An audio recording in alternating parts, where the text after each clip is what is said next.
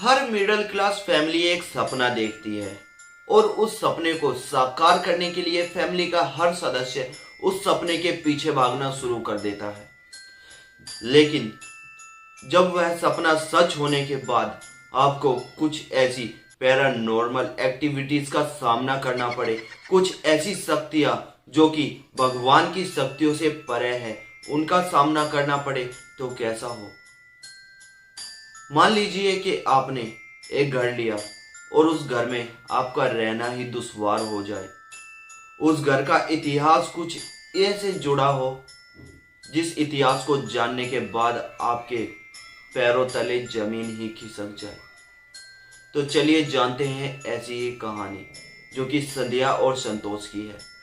लेकिन कहानी में आगे बढ़ने से पहले चैनल का इंट्रो। नमस्कार दोस्तों, जय भोलेनाथ, शंकर भगवान की जय। मेरा नाम है शंकर और मैं सुनाता हूं कहानियां।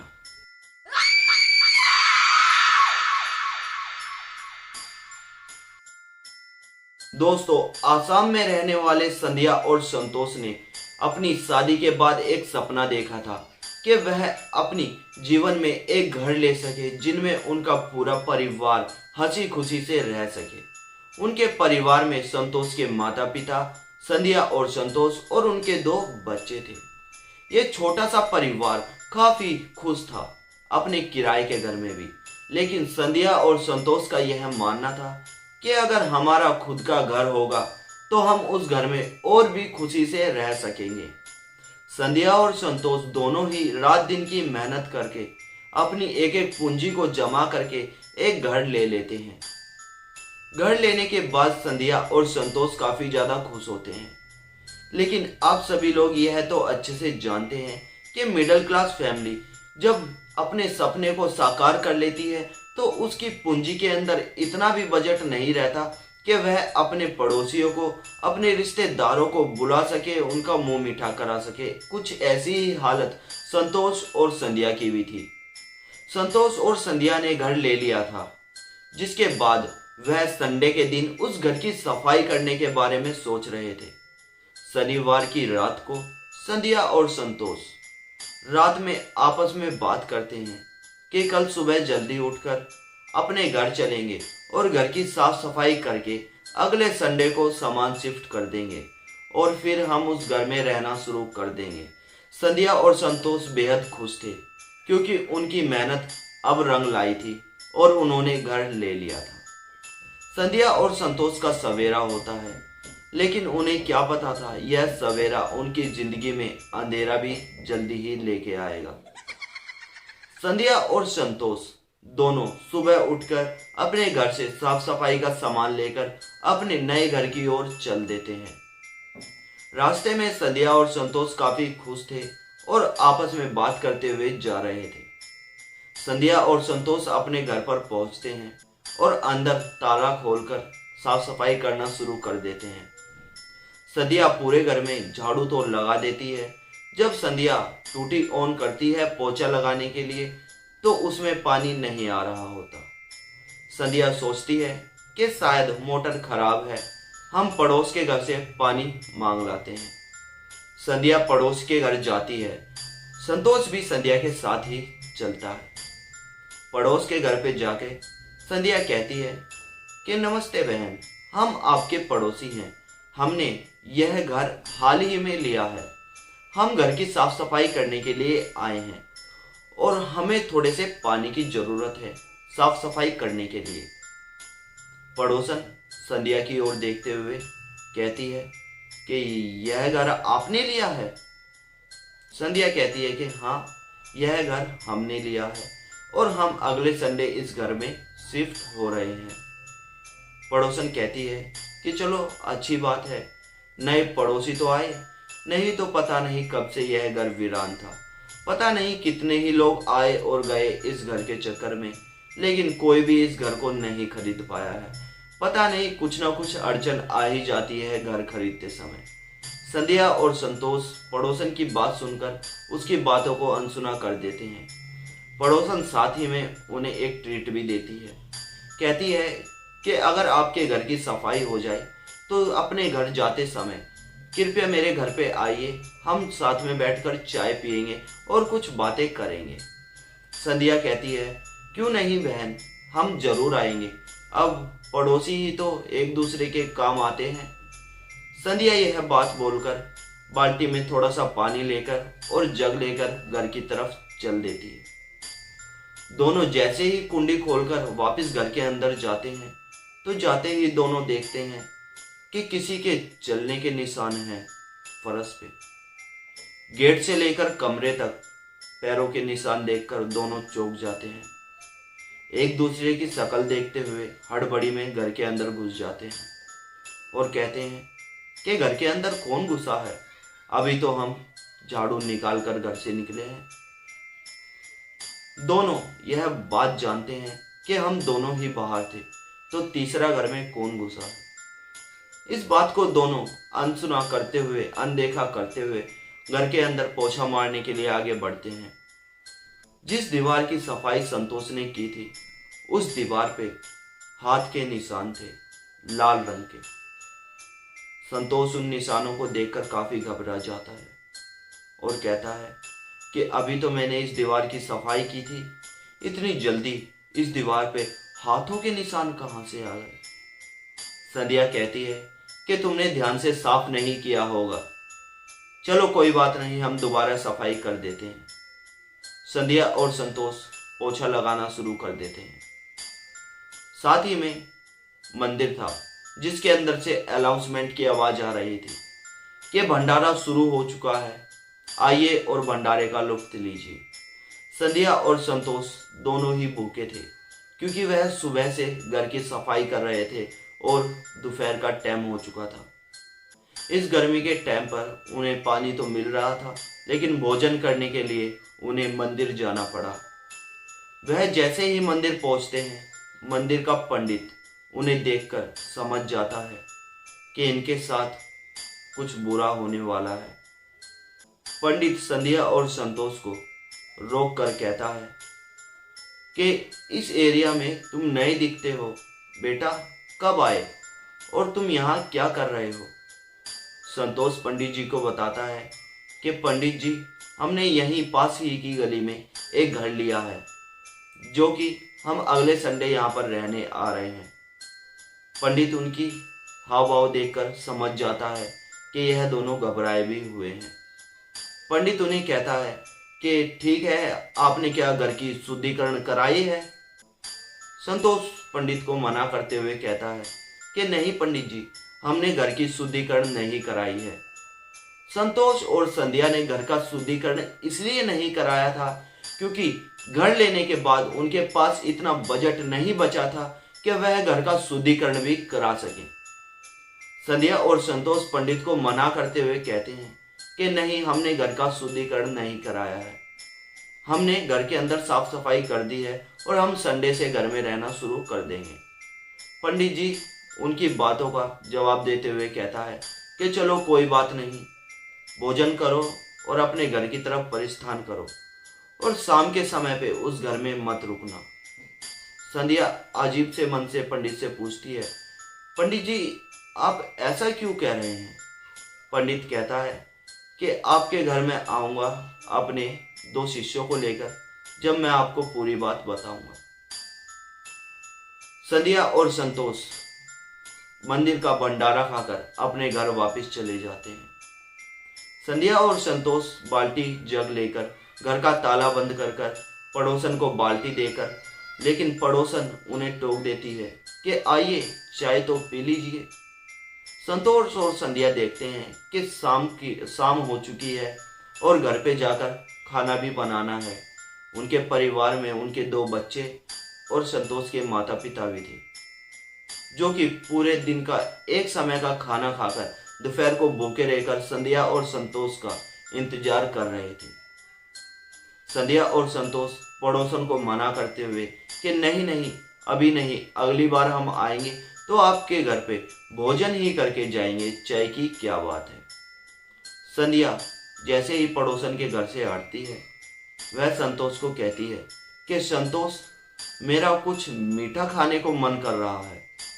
संतोष अपनी जेब की तरफ देखते हुए कहता है कि क्या करोगी मीठा खाकर, चलो घर पे चाय बनाते हैं और खाना बनाते हैं, तुम खाना खा के सो जाना। संध्या संतोष से जबरदस्ती करते हुए कहती है कि जब मैंने तुम्हें कह दिया ना मेरा मीठा खाने का मन कर रहा है। संतोष संध्या की तरफ देखते हुए सोचता है कि आज तक संध्या ने मुझसे ऐसे बात नहीं की, ये एकदम इसे क्या हो गया, शायद इसका कुछ ज़्यादा ही मन कर रहा है। चलो ठीक है, मैं इसे मिठाई दिला देता हूँ। संध्या और संतोष पास ही की मिठाई की दुकान पर जाते हैं। संतोष अपनी जेब से 20 का नोट निकालता है और दुकानदार को दे देता है। दुकानदार 20 रुपए में 4 मिठाई के पीस देता है लिफाफे के अंदर। संतोष के हाथ में लिफाफा पकड़ने से पहले ही संध्या उस लिफाफे को पकड़ के उस दुकान के अंदर ही बुरी तरीके से, अजीब तरीके से वह मिठाई खाना शुरू कर देती है। अब संतोष देखकर हैरान था कि संध्या अजीब तरीके से मिठाई खा रही है। संध्या तो कभी ऐसी हरकतें करती ही नहीं है, बल्कि संध्या कुछ भी बाहर से ले कुछ ना कुछ अपने बच्चों के लिए जरूर बचा लेती है और संध्या घर जाके ही खाती है। संतोष ने सोचा कि क्या पता संध्या को ज़्यादा ही मन कर रहा है मीठा खाने का, और क्या पता संध्या को भूख भी लगी हो। संतोष इन बातों को टालते हुए घर पहुंचता है। घर पहुंचने के बाद संतोष के साथ जो होता है वह काफी दर्दनाक था। संध्या रात को 12 बजे उठ बैठ जाती है। बैठने के बाद वह संतोष को अजीब सी आवाज में कहती है, उस घर के अंदर आएगा, उस घर के अंदर आएगा, उस घर के अंदर आएगा। संतोष उठ खड़ा होता है और संध्या को हिलाते हुए कहता है, क्या हुआ तुम्हें? संध्या अपनी नींद तोड़ते हुए संतोष की तरफ देखती है। कुछ नहीं, क्या हुआ? तुम ऐसे अजीब तरीके से क्यों बैठ गई? संतोष संध्या को कहता है, तुम क्या बड़बड़ा रही थी नींद में? संध्या कहती है, कुछ नहीं, मैंने तो अभी तक कुछ नहीं कहा। संतोष संध्या के माथे पे हाथ लगाता है। संध्या को काफी तेज बुखार था। संध्या का शरीर कुछ इस तरह तप रहा था जैसे कि संध्या के शरीर पर किसी ने आग फेंक दी हो। संतोष उसे कहता है कि तुम 2 मिनट लेटो, मैं तुम्हारे लिए दवाई लेकर आता हूँ। घर में पैरासीटामोल की दवाई होती है, वह संध्या को दे देता है। लेकिन अभी रात बाकी थी। रात के 2 बजते हैं। संध्या फिर उठ खड़ी होती है। संतोष को उठाकर कहती है कि उसके घर के अंदर जाना तुम्हारी जान को खतरा है। संतोष संध्या को फिर से हिलाते हुए कहता है कि संध्या क्या कर रही हो? इस बार संध्या होश में नहीं आई और संध्या के हाथ पैर मुड़ गए। साथ ही संतोष घबरा गया। संतोष जोर जोर से चिल्लाने लगता है, संध्या, संध्या, संध्या। इतने में ही संतोष के बाबूजी ऊपर आते हैं और संतोष को कहते हैं, क्या हुआ? तो संतोष की वाइफ की हालत देखकर संतोष के बाबूजी भी काफी ज्यादा घबरा जाते हैं। संतोष सुबह का इंतजार नहीं करता। जैसे ही 4 बजते हैं वह पंडित जी के पास जाता है और वह उन्हीं पंडित जी को बुलाकर लाता है जिन पंडित जी से वह मंदिर में मिले थे। वह मंदिर कोई आम मंदिर नहीं बल्कि भगवान हनुमान जी का मंदिर था। उसका एक अंश बालाजी से जुड़ा हुआ था, क्योंकि बालाजी की मिट्टी से हनुमान जी की मूर्ति बनाई हुई थी। बालाजी की शक्ति सबसे बड़ी शक्ति होती है। पंडित जी वहां से उठते हैं और हनुमान के चरणों से एक मुट्ठी मिट्टी की लेकर संध्या के घर की ओर चल पड़ते हैं। संध्या के घर पहुंचते ही जैसे ही पंडित जी संध्या के घर के अंदर पहला कदम रखते हैं तो वह समझ जाते हैं कि यहाँ कुछ अजीब है और यहाँ ज़्यादा देर रुकना ठीक नहीं है। पंडित जी संतोष से कहते हैं कि दिखाओ क्या हुआ है। संतोष अपने कमरे में ले जाता है पंडित जी को और पंडित जी संध्या की हालत देखकर समझ जाते हैं कि यह उसी दुष्ट आत्मा का खेल है। पंडित जी उस समय पे बालाजी से आई हुई मिट्टी का छिड़काव संध्या पर करते हैं और संध्या ठीक होकर बैठ जाती है। पंडित जी संतोष, संध्या और उनके बाबूजी के पास बैठकर उस घर के बारे में कहानी सुनाना शुरू करते हैं। पंडित जी संतोष और संध्या को बताते हैं कि जिस घर को तुमने खरीदा है उस घर में पहले एक परिवार रहा करता था, जिस परिवार का एक लड़का नशे में चूर था, जिसने नशे के चक्कर में अपने माता पिता और अपनी जवान बहन का खून कर दिया था। संतोष को बताते हुए पंडित जी यह भी बताता है कि संतोष, जिस घर को तुमने लिया है उस घर में जो तुम्हें हाथों के निशान दिखाई दिए हैं वह और किसी के नहीं बल्कि उसी लड़के के पापा के हैं। उस लड़के के पापा के उस लड़के ने 42 चाकू मारे थे। 42 चाकू के हमलों से उसके पिता की मृत्यु हुई थी। उनकी माताजी की मृत्यु 17 चाकू से हुई थी और उसकी बहन की 9 चाकुओं से। जो पैरों के हाथों के निशान तुम्हें उस घर में दिखाई दिए हैं वह और किसी के नहीं बल्कि उन्हीं घर के सदस्यों के हैं। आस पड़ोसियों से पूछो, आज भी उस घर से चीखने, चिल्लाने और लड़ाई करने की आवाज आती है। पंडित जी ने संध्या और संतोष को बताया कि कोई भी भूमि हो, अगर आप भूमि को लेते हैं तो उस भूमि का शुद्धिकरण जरूर कराएं।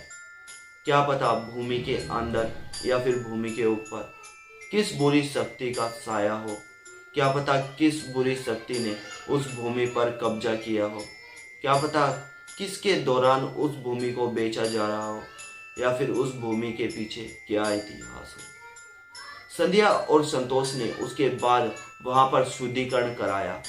साथ ही बालाजी से आई हुई मिट्टी से एक भगवान हनुमान जी की मूर्ति भी उस घर में बनवा कर रखी, जिसके बाद से संध्या और संतोष उस घर में रहना शुरू कर दिया और उसके बाद से उन्हें इस तरह का कोई भी पैरानॉर्मल एक्टिविटी उस घर में होती हुई नहीं दिखाई दी। संतोष और संध्या आज काफ़ी खुश हैं। उन्होंने यह कहानी अपने बच्चों को सुनाई और उनके बच्चों ने मुझे, और यह कहानी मैं आप तक पहुंचा रहा हूँ। मैं कोई भी बात बिना लॉजिक के नहीं करता। जब मैं कहानी को सोचता हूँ, समझता हूँ और जब मुझे कहानी पर यकीन होता है मैं तभी आप तक यह कहानियाँ पहुँचाता हूँ। अगर आप यहाँ तक पहुँच ही गए हैं कहानी में तो चैनल को ज़रूर सब्सक्राइब कीजिए, और आपको भी ऐसी ही कहानियों में इंटरेस्ट है तो बेल आइकन को प्रेस करें ताकि हमारी कोई भी कहानी आपसे मिस ना हो। मैं ऐसी ही इंटरेस्टिंग और रियल स्टोरी आप तक पहुंचाता रहूँगा। जय भोलेनाथ, जय बजरंगबली, जय बालाजी की।